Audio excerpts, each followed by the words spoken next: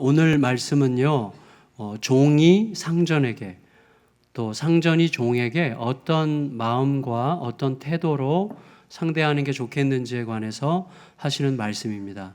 그러니까 우리에게 적용성이 있으려면 이것은 노동자와 사용자 간의 노사 간의 관계에서 어떤 태도를 우리가 갖는 게 중요한지를 성경적으로 우리에게 이야기하는 거라고 할 수가 있겠습니다. 특별히 이것을 쓸 때 바울의 마음속에 골로새 교회 안에 있는 종과 상전과의 관계의 어떤 구체적인 사례에 대해서 반드시 알았을 것입니다. 빌레몬과 오네시모, 주인인 빌레몬과 종인 오네시모는 골로새 교회 성도들이었기 때문에 그런 상황을 배경으로 깔고 아마 얘기가 되는 것입니다. 그렇지만 바울은 특정한 어떤 사람을 지칭해서 종아, 상전아 이렇게 얘기하지 않았고, 우리가 이미 읽은 것처럼 종들아 상전들에게, 상전들아 종들에게 이렇게 말함으로써 어떤 개인적 차원을 넘어서 모든 사람에게 해당되는 보편적인 주제로 이것을 다루고 있어요. 그래서 저는 이것이 어떤 특정한 사람을 넘어서는 보편적 주제일 뿐만 아니라 2000년의 세월을 뛰어넘어서 우리들에게도 보편적 주제로 가슴에 와닿기를 바랍니다.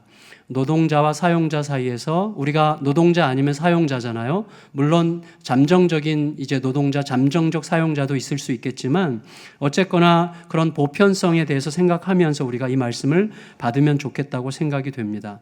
물론 우리 시대의 어떤 노동 환경의 복잡성이라고 하는 것은 1세기에 지금 골로새서가 기록된 1세기의 상황과는 확연하게 다를 것입니다.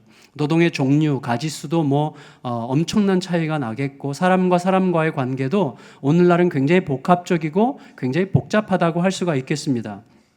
그렇지만 분명한 건 이거예요. 여러분, 우리 시대의 작가들이 지금부터 500년 가까운 전 사람인 셰익스피어보다 훨씬 더 복잡하다고 할 수 없겠죠. 그리고 셰익스피어는 자기보다 2500년 전 인물인 솔로몬보다 더 똑똑하고 더 복잡하고 더 복합적일 수 없겠죠. 똑같습니다. 인간은 똑같아요. 그리고 우리가 직면하는 모든 문제는 결국 상황의 문제가 아니라 사람의 문제입니다. 그리고 사람과 그가 추구하는 진리성이 무엇인가 하는 것과 그들이 추구하는 진리를 보증하는 절대자가 있느냐 없느냐에 의해서 삶이 완전히 달라지기 때문에 사실은 이 상황을 21세기의 상황과 지금 우리의 상황이 노동 현장이라고 하는 측면에서는 굉장히 다를지 모르겠지만, 중요한 것은 사람의 문제가 가장 중요한 것인 만큼 그때의 일을 오늘의 상황에 비추어서 하나님의 진리성을 우리의 가슴에 받아들이는 것, 굉장히 중요한 일이라고 생각이 됩니다. 오늘 주제는 분명코 노동자와 사용자 간의 문제입니다. 그런데 저는 제목을 과감하게 노동자를 위한 복음 혹은 노동자의 복음 이렇게 일방적으로 정했습니다. 일단 제가 여기에 의도적으로 붙인 것은 복음이라는 단어입니다. 왜냐하면 오늘 말씀이 종들아 상전들에게 이렇게 행하라 할 때 그 종들은 이미 종이라는 존재 자체가 나에게 압박감을 주는데 종들에게 더 잘해 이렇게 말하는 것이기 때문에 약간 족쇄처럼 느껴질 것 같았어요. 상전들도 종 때문에 늘 골머리를 앓는데 너 종들에게 좀 잘해라 이렇게 말할 때 상전들에게도 족쇄처럼 느껴지지 않을까 생각이 됐어요. 그렇지만 우리가 이 말씀을 우리에게 어떤 족쇄, 마음을 좀 얽어매는, 부담을 주는, 우리를 억압하는 어떤 말씀으로 이해하는 한 이 말씀이 우리에게 주려고 하는 축복을 받을 수가 없어요. 우리가 말씀을 읽을 때 대전제는 뭐냐면 모든 하나님의 말씀은 블리스죠. 그러니까 행복과 축복을 분명히 담고 있다는 것을 전제해야만 됩니다. 따라서 이 말씀이 지금 종들에게, 상전들에게 하는 이 말씀이 지금 당장 우리들에게는 어떤 부담으로, 답답함으로, 현실적 괴리감으로, 그리고 이래서 되겠어? 라는 생각으로 와닿는다고 할지라도 그 말씀이 하나님의 복을 담고 있는 말씀이라는 믿음의 전제 위에서 그 말씀을 따라가게 되면 어느 순간 보이지 않던 게 보이고 들리지 않던 게 들리기 시작할 거예요. 제가 설교 준비할 때마다 확실하게 느끼는 게 뭐냐면 말씀이 너무나 단조롭다든지 뻔하다든지 너무 답답하다든지 그럴 때 기도할 때 하나님 이 말씀에서 분명히 하실 말씀이 있음을 믿습니다 라는 기도하는 마음으로 믿음으로 딱 들어가면 완전히 생각지 못했던 부분들을 주님께서 알게 하세요. 상황도 굉장히 비슷한 것 같습니다. 그래서 믿음으로 들어가는 게 너무나 중요하고, 그렇게 해서 보이지 않던 게 보이고 들리지 않던 게 들리게 되면 처음부터 이게 복이었구나, 처음에는 내가 이해되지 않았지만 처음부터 이게 축복이었구나라는 것을 알게 되는 때가 오는 것이죠. 그런 의미에서 오늘의 말씀이 저는 노동자와 사용자에게 어떤 족쇄가 되는 말씀이 아니라 그들에게 복이 되는 복음의 말씀이라는 것을 먼저 전제했으면 합니다. 그걸 우리가 받고 시작하는 게 매우 중요하겠고요. 그러면 노동자에게도 말하고 사용자에게도 말하고 있는데 왜 이것을 굳이 단순화시켜서 노동자의 복음이라고 이야기해야 되는 건가? 그것에 대해서는 이렇게 답하고 싶습니다. 여러분, 우리들의 현장을 보면 현장은 일단 노동자와 사용자로 구분되어 있어요.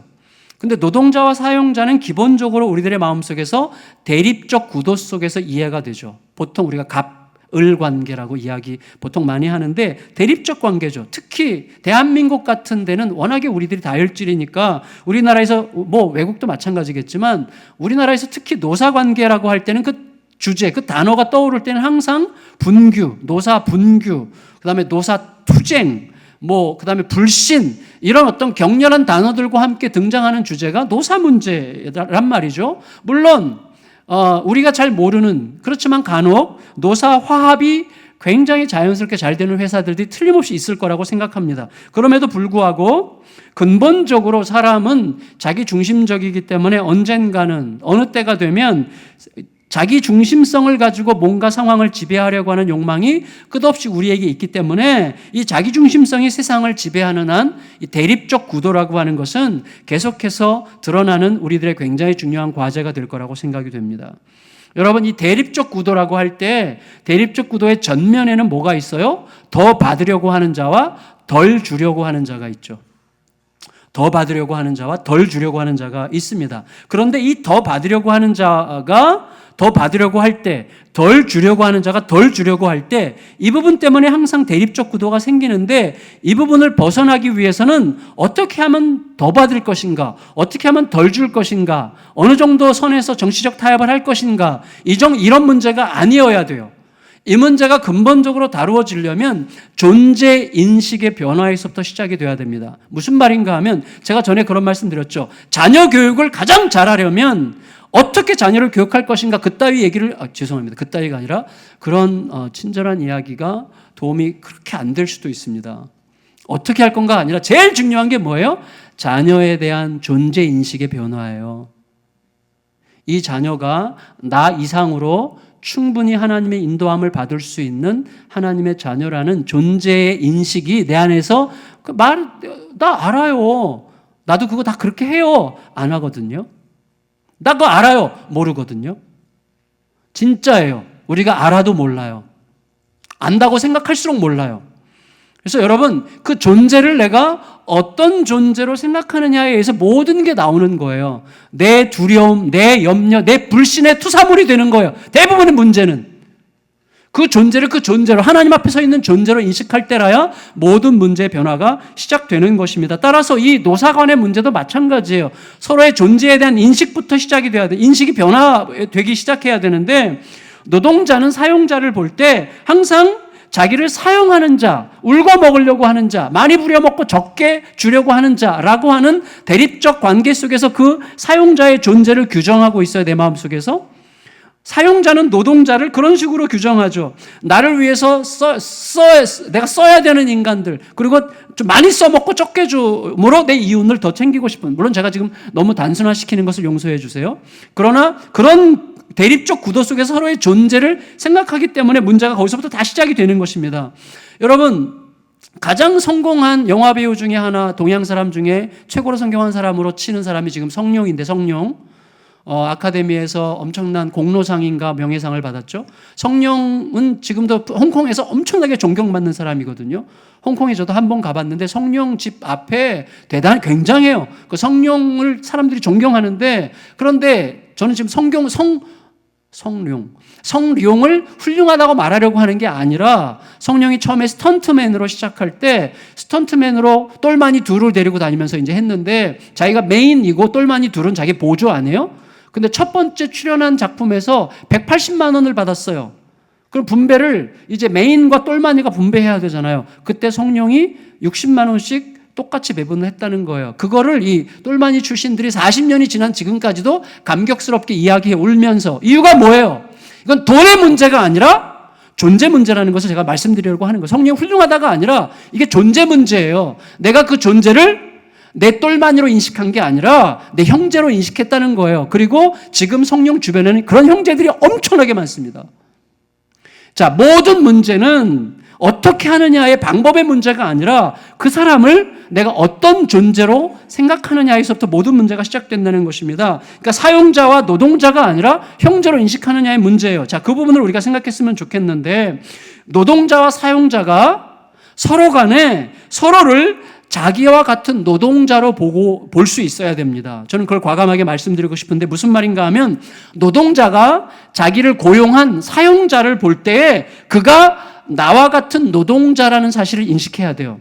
그러니까 나를 우려먹고 지는 일 안 하고 어떻게든지 내가 일한 잉여의 내가 일한 것의 잉여의 가치를 지가 가져가려고 하는 존재가 아니라 그가 노동자라고 생각해야 돼요. 노동자도 사용자를 노동자로 생각해야 되고, 사용자도 노동자를 보면서 나도 똑같은 노동자라는 자기 인식을 가져야만 되는 것입니다. 그게 성경적이에요.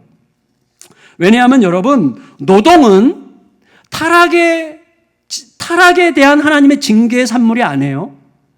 노동은 아담과 하와가 타락하기 전부터 하나님께서 최초에 주셨던 하나님의 사명이에요. 경작하라 하셨어요. 내가 준 이 땅을 경작하라. 경작하라는 단어에서 문화라는 단어가 나왔어요. 그러니까 하나님은 사람에게 처음부터 노동을 축복의 선물로 주셨고, 노동과 문화적 활동을 통해서 하나님의 창조의 외연, 창조의 영역이 점점 넓어지게 하신 게 하나님의 최초의 창조 질서예요. 하나님은 처음부터 노동자를 이 땅에 만드신 거예요. 노동자, 노동해라. 사람을 만드시고 일하라고 하셨어요. 그러니까 노동이라고 하는 것은요, 부려먹기 위한 하나님의 과정이 아니라 인간의 존재에 실려 있는 엄청난 축복이죠. 일거리가 없어 보면 알잖아요, 우리가. 일할 수 있다는 게 어마어마한 축복 아니겠어요? 그런데 여러분, 따라서 하나님은 노동자를 만드셨지 사용자를 만든 적이 없다는 거예요. 이걸 우리가 정말 잘 기억해야 됩니다. 사용자라고 하는 말은요, 하나님의 창조 질서의 원형에서 비껴간 거예요. 우리의 필요에 의해서 그렇게 쓰는 것이지만 모두가 노동자 의식을 가지고 있어야 돼요. 누구 앞에서?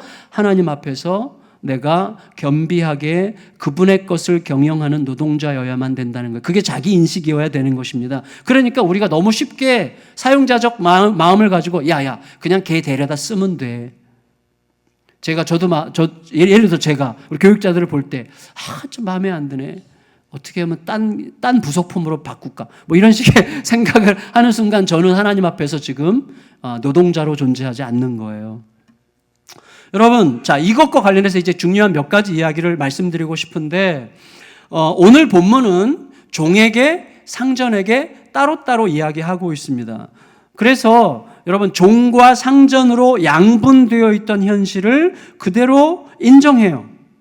그래서 종이 있는 것을 인정하고 종 위에 상전이 있는 것을 인정해요. 그래서 어떤 분들은 이 본문을 보면서 거봐, 성경도 결국 노예제도를 인정했잖아, 이런 식으로 이야기를 하는데, 사실은 새롭게 우리가 알아야 될 게 있어요. 그게 뭐냐면, 우리 마음속에 보통 고대 사회에서 노예 그러면, 노예 그러면 물건 취급받고 채찍에 얻어맞는 완전한 피착취 계급이었다라고 생각하고 있어요. 그건 맞아요. 그런데 역사적으로 그런 노예는 언제 출현했는가 하면 그 1세기 이전 한참 전에 있었고, 그 다음에 AD 3세기 이후에 있었다는 거예요. 놀랍게도. 성경이 기록되었던 1세기, 2세기 때까지는요, 노예 개념이 굉장히 달랐대요. 이유가 뭔지 모르겠어요. 예수님 오시기 전 BC 기원전 73년에 우리가 잘 아는 스파르타쿠스 노예 혁명이 일어났는데, 아마 그 영향인지는 모르겠지만 1세기 때 노예는 우리가 생각하는 거랑 굉장히 다르대요.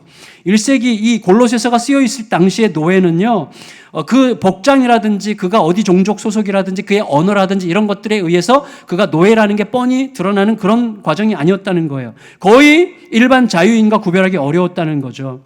그리고 여타 사회적 계급으로부터 격리되지도 않았다는 거예요. 노동 수입도 자유 노동자들과 거의 대등했고, 그래서 대체로 궁핍하지 않았대요. 저도 깜짝 놀랐어요. 최근에 이 기록 어디선가 읽었는데.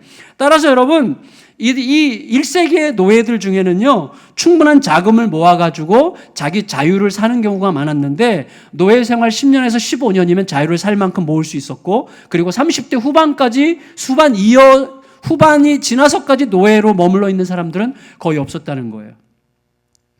근데 여러분, 오늘 본문을 보면 이런 배경이 훨씬 더 잘 맞아요. 이런 배경이. 좀 이따 제가 그 말씀을 드리겠는데, 더 나아가서 성경과 노예 제도를 생각할 때 이것 좀 생각하면 좋겠어요. 제가 최근에 팀 켈러, 제가 굉장히 개인적으로 참 존경하고 내년에 이제 한국에 오시는 분이신데, 이분이 살아있는 신이라는 책을 제가 읽게 됐는데, 그 책에 보면 타락한 제도적 교회 말고 정말 성경의 본질을 추구했던 모든 교회들은요, 지속적으로 노예 제도에 대한 반감을 가져왔다는 거예요. 실제로 1833년에 영국 의회에서 노예 해방법이 통과됐죠.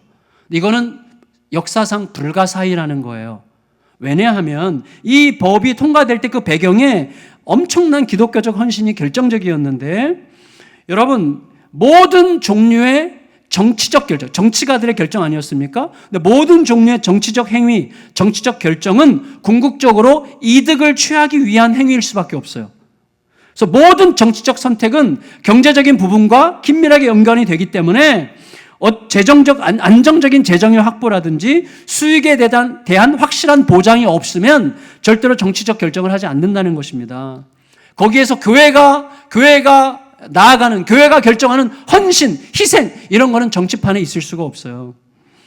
여러분, 우리나라 같은 경우도요, 지금 최저임금 6천 몇백 원인데 이걸 10,000원으로 올리자는 주장이 아무리 많아도 이걸 할 수 없어요. 왜? 최저임금을 10,000원으로 올리려면 어디선가 대한민국 정부 예산의 10%에 해당하는 3, 40조를 어디서 새로 가져오든지 어디서 줄여야 되는 건데, 이걸 감당할 수가 없는 거예요. 그러니까 못하고 있는 거죠. 원하는 사람은 있어도. 그런데 영국 정부가 1833년에 노예 해방법을 통과시켰을 때 그건 뭘 전제한 거였는가 하면, 그렇게 됨으로써 모든 농장주들에게 손해배상을 해줘야 되는데, 손해배상 액수가 영국 그 당시 정부 예산의 50%였어요.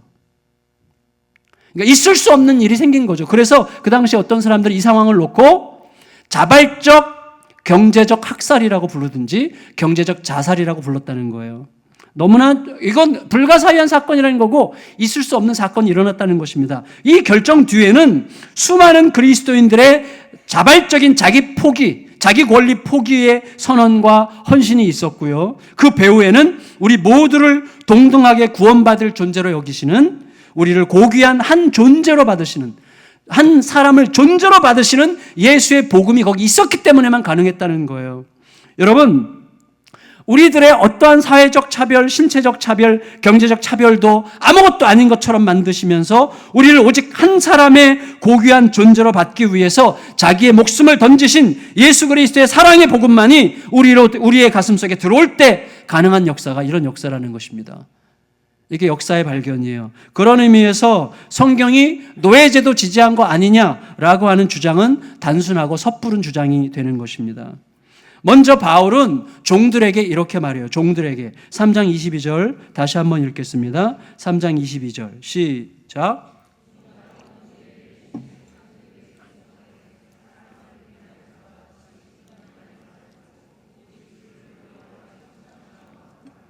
여러분, 이 본문을 가만히 보면요, 이런 거 아니에요?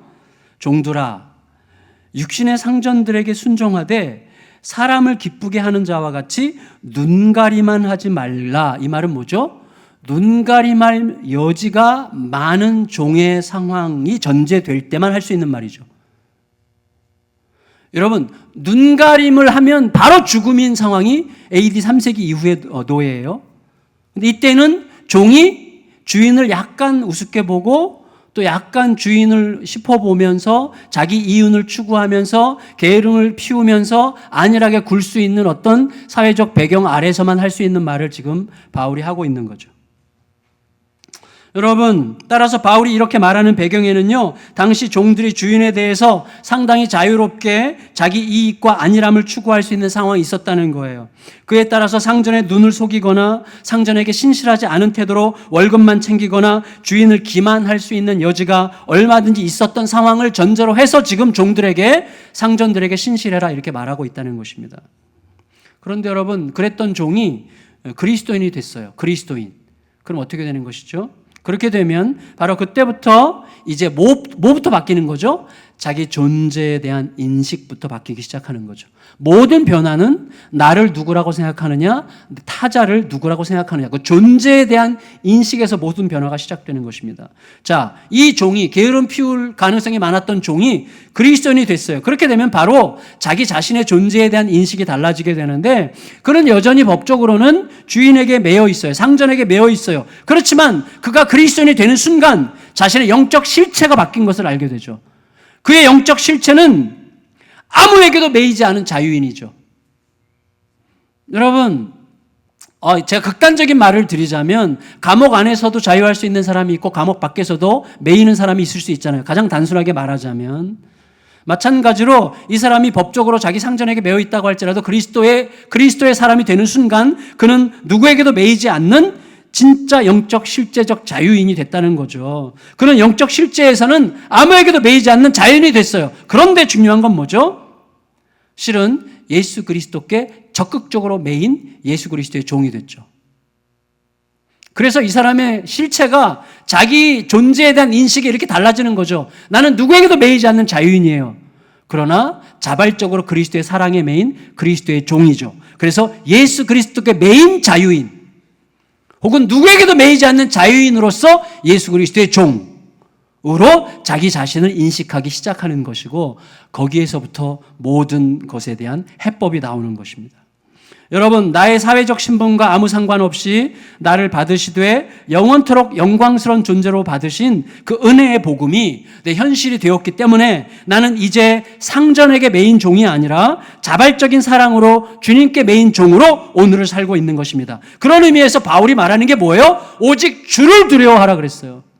상전을 두려워하라 그러지 않고 주를 두려워하라. 다시 말하면 너의 상전은 너의 눈앞에 있는 법적 그 상전이 아니라 너의 주님, 위에 계신 그분이 너의 상전인 것처럼 살아라, 이렇게 얘기하는 것입니다. 그래서 완전히 시야가 달라지는 거예요. 너가 오직 주를 두려워하라, 이 말을 좀 애교 섞인 표현으로 하면 야, 좀 주님 눈치 좀 봐, 이렇게 말하는 거죠. 좀 더 진지하게 말한다면 주님께서 나를 받으셨다는 사실이 지금 내가 처한 현실에서도 진짜 사실이라고 하는 것을 충분히 인정하고 드러내는 방식으로 행하라고 하는 것입니다. 종으로서 내 눈앞의 상전보다 더 위에 계신 진짜 상전의 시선 앞에 살라, 이렇게 이야기하는 것입니다. 그래서 위의 것을 찾으라고 몇 주 전에 이야기했는데, 위의 것을 찾으라는 말씀을 지금 종에게 이런 식으로 적용하고 있는 거죠. 우리 모두는 그래요. 그래야만 돼요. 그래야만 어디선가 문제가 시작이 됩니다. 위에 계신 주님으로부터 모든 게 시작이 돼야 돼요. 똑같이 이제는 상전들에게 이렇게 이야기합니다. 4장 1절 다시 한번 읽겠습니다. 4장 1절 시작. 상전들아, 너에게도 하늘의 상전이 계심을 알지어다. 여러분 보세요. 상전들은 보통, 저도 약간 그런 게 있는 것 같아요. 약간이 아니라 때로는 많이.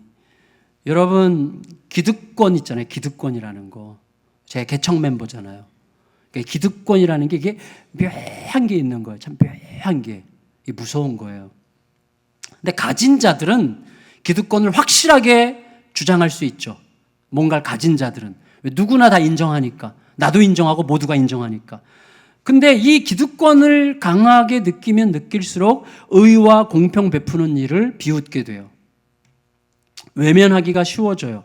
왜냐하면 내가 가졌기 때문에 누리는 혜택이 너무나 좋기 때문에 이 혜택을 더 강화시키려는 마음에서 더 가져야 가진 것이 더 강화된다고 생각하기 때문에 더 가지려 해요. 더 가지려고 하니까 더 많은 이윤을 추구하고 확보하는 것이 장땡이 되는 거예요. 그런 의식이 생겨. 우리 속에 그런 의식이 구성이 되기 시작하고 구조화가 되는 거예요.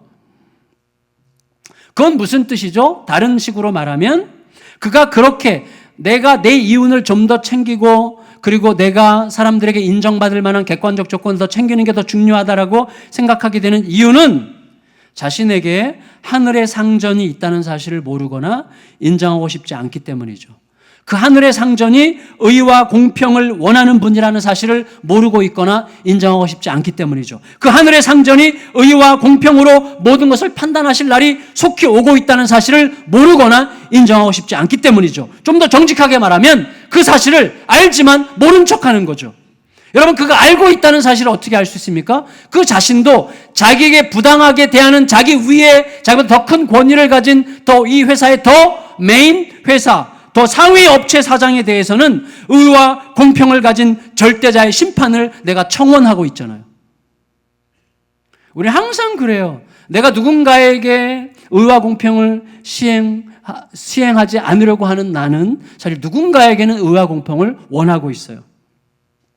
그런데 그런 상전이 그리스도인이 되었어요. 그렇게 되면 어떻게 됩니까? 그는 자기 자신이 처음부터 상전이 아니었다는 사실을 알게 돼요. 제가 늘 제 자신과 싸움에서 이기려고 하는 그 지점이 어디인가 하면 예수향남교회는 8년 전까지만 해도 없었어, 이거예요. 너는 그냥 혼자 있는 거야, 혼자. 이렇게 제 자신에게 말해야만 돼요. 이게 굉장히 중요해요, 여러분. 그래서 자신이 처음부터 상전이 아니었음을 알게 되는 게 중요해요. 자기가 상전의 자리는커녕 죽을 죄인의 자리에 있었어야 됐음을 알게 돼요. 더 나아가서 곧 자신이 상전의 자리에서 내려와야 될 자라는 사실을 알게 돼요. 그리고 상전의 자리가 종의 자리와 아무런 존재적 차이가 없는 자리라는 사실을 알게 돼요. 자기를 사망의 자리에서 생명의 자리로 인도하신 주님은 나나 종이나 아무런 구분 없이 구원의 길로 인도하시는 분이라는 사실을 알게 돼요. 그렇게 되면서 상전의 자리가 본래 종을 의와 공평으로 상대하는 자리라는 사실을 알게 됩니다. 더 나아가서 그가 종을 의와 공평과 사랑으로 대하기 시작하면서 이전에는 전혀 알지 못했던, 이전에는 결코 깨달을 수 없었던 자유와 평화와 기쁨과 만족과 풍부함을 알기 시작해요. 그 영광을 알기 시작해요. 그래서 그는 이제서야 그때가 되면 자기가 이제 가장 온전한 자리로 돌아가고 있다는 것을 느끼고 만끽하게 되는 것입니다. 여러분, 결국 종도 상전도 동일하게 위의 것을 찾아야 되는 거예요. 여러분, 위의 것을 거기에 누가 계세요? 스스로 우리 모두의 종이 되신 예수님이 계셔요. 그래서 종들은 그 예수님을 봐야 돼요. 거기엔 누가 계세요? 만물의 상전이신 예수께서 계세요. 모든 상전들은 그분을 보셔야 됩니다. 우리 모두는 스스로 종이 되시고 만물의 상전이신 예수 그리스도를 바라봄으로 오늘의 내가 어떤 존재인지를 인식하기 시작해야 돼요. 거기서부터 모든 변화가, 그리고 문제 해결이 시작되는 것입니다. 여러분, 만일에 상전들이 종들에 대해서 의와 공평을 외면한다면 그것은 이런 거랑 똑같아요. 여러분, 제가 만일에 윗사람이라고 한다면 윗사람으로서 아랫사람들을 억압하고 착취함으로써 윗사람의 권위를 세우고 내 이익을 챙기려고 한다면 그것은 결국 내 행복을 추구하는 거잖아요. 근데 그것을 좀 더 정확하게 설명하면 내 행복을 추구하는 방식으로 불행을 창조하는 거죠. 그게 이 세상에 꽉 차 있어요, 그게. 여러분, 얼마 전에 어떤 그룹이 최고층 빌딩 신축 기념으로 엄청난 불꽃놀이 축제를 벌였죠. 11분짜리 불꽃 축제였고, 거기에 들어간 돈이 11분 동안 쓴 돈이 40억이었습니다. 누가 영상을 찍어서 저에게 보여줬는데 제가 보자마자 그냥 치워버렸어요. 약간 화가 났어요. 약간이 아니라 엄청나게 화가 났어요. 제가 의로워서가 아니라 이유는 그 기업이 직원들에게 인색하기로 소문이 난 기업이었기 때문에 그렇습니다. 이런 거랑 똑같은 거죠. 백성들에게 엄청 잘 보이면서 자기 가장 가까운 사람들에게는 엄청 못하는 이런 밥맛 없는 구조죠. 그 기업 관계자가 계시다면 용서하시기 바랍니다. 하지만 그런 소문이 사실이라면 어느 누구도 그 기업을 축복할 수 없을 것이고 그 높은 빌딩은 영광의 절정이 아니라 바벨의 재현일 가능성이 많다고 생각이 됩니다. 여러분, 우리들은요, 인정해야 돼요. 뭘 인정해야 되는가 하면 우리들은 성공 여부로 모든 것을 판단하는 습관에 너무너무 뼛속까지 길들여져 있어요. 그거 인정해야 됩니다. 여러분, 그래서 그런 세상에서 지금 이런 식으로 얘기하는 제 자신이 무력하게 보여요. 스스로도 무력하게 느껴질 수도 있어요. 그러나 지금은 아니에요. 지금 너무나 담대합니다. 제 마음속에. 왜냐하면 결국 하나님이 이기실 것이고 하나님의 공평이 승리할 게 너무너무 분명해요. 시간이 가면 갈수록 너무너무 분명해요. 너무 순식간에 쓰러져 갈 게 너무나 뻔하게 보여요. 여러분, 의와 공평은 얼마나 아름답습니까? 제가 아는 전에 몇 년 전에 제가 간증했는데 제가 전에서 섬겼던 교회 형제 30대 외국 회사에 다녔는데 굉장히 과로했어요. 그래서 몸살 감기가 왔는데 그게 폐혈증으로 옮겨졌어요. 그래서 후유증으로 양손과 두 다리 무릎 아래가 새까맣게 썩어가지고 다 잘라냈습니다. 엄청난 재앙이었어요. 그런데 그가 다니는 그 회사는 이 형제의 병원비 전액 지원 다 해줬고 모든 재활 과정을 도와줬고 형제에게 이전과 똑같은 보수 조건으로 재택근무할 수 있도록 허락해 줬어요. 연약한 자에게 더 많은 관심과 사랑과 돌봄의 기회를 제공하는 것이 공평이기 때문이죠. 이런 얘기를 듣는 순간 와, 돈이 많구나 그 회사라고 생각하면 큰일 납니다. 돈 많다고 그렇게 하는 거 아니에요. 우리가 알잖아요. 그건 돈이 많아서 하는 게 아니에요. 그런 정신이 흐르기 때문이죠. 그 안에 그런 정신이 흐르고 있기 때문에 그런 것입니다. 여러분, 저는요, 이렇게 생각이 돼요. 지금 과감하게 말씀드리고 싶은데, 만일에 그 회사가 그렇게 직원들 사고 날 때마다 그렇게 하다가 망했어요. 얼마나 아름다워요. 여러분, 그렇게 하다가 망했어요. 얼마나 아름답습니까? 제가 지금 너무나 철없는 소리를 짓거리고 있는 것입니까? 그렇지만 이게 철없는 소리라면 우리는 어째서 하나님의 아들, 영광스러운 하나님의 아들, 온 세상의 기업주보다 훨씬 더 영광스러운 그 하나님의 아들이 십자가에서 망한 그 사건에 대해서 그게 승리였다고 고백하면서 살고 있는 것입니까? 십자가가 진짜 승리라는 게 우리에게 진짜라면 우리는 과감하게 하나님의 뜻을 따라 그렇게 행하다가 망해도 그게 아름답게 보일 수 있는 영혼을 가져야 됩니다. 하나님은 살아계세요. 그 사람을 가만두시겠어요, 하나님께서? 저는 반드시 하나님께서 붙드신다고 확신합니다.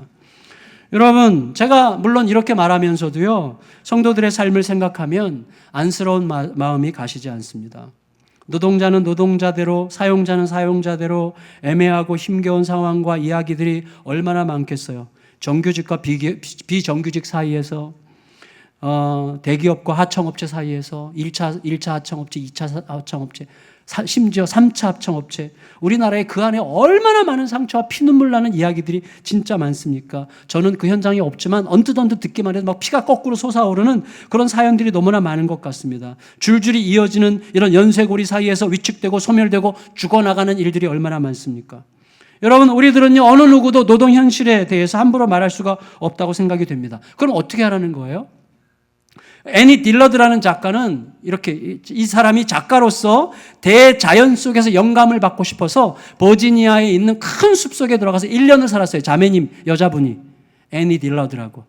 그래서 영감을 받으려고 1년을 살면서 자연과 함께 친하게 지내고 나서 이 자매가 깨달은 가장 핵심적인, 가장 강렬한 깨달음은 딱 하나였어요. 뭐냐면 대자연이 오직 하나의 핵심 원칙에 의해서 움직이고 있다는 거예요. 그게 뭐냐면 약자에 대한 강자의 폭력이었어요. 그 아름다워 보이는 자연 속에 깊이 들여다보니까 전부 다 강자가 약자를 잡아먹는 구조예요. 벌레부터 시작해서 식물부터 시작해서 모든 게 그래요. 이게 대자연의 지배 원칙이라는 것을 알았어요. 그렇다면 우리가 이렇게 생각하게 되는 것이죠. 이게 온 세상을 지배하고 있는 것이라면 적어도 우리가 약자에 대한 강자의 관용이나 인내가 얼마나 아름다운가를 말하려면 딱 하나, 하나님을 배제하고서는 완전히 불가능한 논리예요. 살아계신 하나님의 공평과 정의와 그의 의와 평화를 우리가 전제하지 않는다면 세상에 대해서 설명할 길이 없어요. 설명이 안 되는 것입니다. 따라서 여러분, 하나님이 계셔야만 무엇이든 말할 수가 있는 거예요. 일단 우리는 모든 문제를 속 시원히 답할 수 없는 우리의 현실을 받아들여야 됩니다. 솔직해야 돼요. 희망 고문할 필요가 없어요. 잘 될 겁니다. 이렇게 말할 수가 없습니다. 여러분, 우리는 모든 문제를 속 시원하게 대답할 수 없다는 게 우리 현실임을 받아들여야 됩니다. 그러나 속 시원하게 대답할 수 없다는 사실이 우리에게 절망적으로 다가오지 않기를 바랍니다. 그 길을 찾아야 돼요. 그러면 어떻게 해야 됩니까? 오직 나의 현재의 노동과 내 노동의 환경을 오직 하나님과의 관계 속에서 설명하고 해석할 수 있어야 돼요. 그 길밖에 없어요. 여러분, 이때 하나님은 어떤 하나님이세요? 지금 내가 어떤 처지와 상황 속에 있다고 할지라도 지금 내 모든 상황을 내가 하나님의 시선으로 해석해야 될 바로 그 하나님은 어떤 하나님이십니까? 살아계신 전능하신 하나님이시고, 그 하나님은 나의 모든 상황과 처지를 알고 계시는 분이시고, 그분은 나의 모든 문제를 가장 합당하게 다루실 수 있는 분이시고, 그분은 이 땅에서뿐만 아니라 영원까지 우리를 책임지시는 분이시고, 그분의 최종적인 목적은 바로 나를 위한 것, 나를 가장 거룩하고 온전한 그리스도의 인격체로 빚어가시는 것이다 라는 전제 위에서만 우리들은 모든 상황을 해석할 수가 있게 되는 것입니다. 말씀을 마칠게요. 여러분, 모세를 보세요. 모세. 우리가 요새 민수기 큐티하는데 모세를 보세요. 모세는요, 드디어 가나안 땅에 들어갈 수 없다는 엄청난 징계를 받았습니다. 망했어요. 절망입니다. 그런데 놀라운 것은 뭐죠? 그 하나님의 징계의 말씀 이후에도 모세는 여전히 이스라엘을 이끌고 가나안을 향해서 행진을 계속하죠. 너무 위대하지 않아요? 저는 이때 모세의 모습이 가장 위대한 것 같아요. 하나님으로부터 너 못 가! 너 나를 믿지 않았으므로 무리바에서 어떻게 너 이렇게 불신해서 넌 가나안 땅에 못 간다 이렇게 얘기했을 때 그 다음에 모세의 태도가 너무나 위대하고 아름답게 보입니다. 이제 모세는 알았어요. 가나안에 못 간다.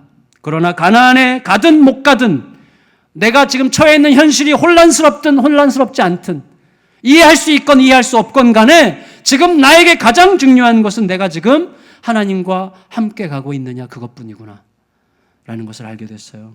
그게 너무나 중요했어요. 그러니까 어떻게 돼요? 시선이 내가 받을 것보다도 이스라엘의 다음 세대가 받을 것이 훨씬 더 중요해졌어요. 그래서 그 길을 가는 거죠. 근데 그 길을 예수님께서 앞서 가셨어요. 예수님이 가신 길은요, 말끔한 길이 아니잖아요. 엄청난 대혼란과 혼미함과 그런 길 아니겠어요? 오죽하면 겟세마네 위에서 잘 모르겠다고 말씀하십니까? 나 이거 진짜 포기하고 싶다고 말씀하시겠습니까? 너무나 혼란스러운 길이지만 예수님께서 맡기고 한 걸음 한 걸음 가셨어요. 우리는 지금 그 길을 함께 가고 있는 거예요. 그리고 압니다. 여러분, 우리의 지금 혼란스러운 모든 상황을 하나님의 시선으로 보려고 여러분 계속해서 주님께 물으세요. 주님께서 주시는 말씀 붙들고 그냥 가세요. 그러면 저는 반드시 안개가 걷히고 주님과 함께 우리가 서 있는 것을 보게 될 것을 확신합니다. 그 은혜가 우리 모두에게 임하시기를 예수님의 이름으로 축원합니다.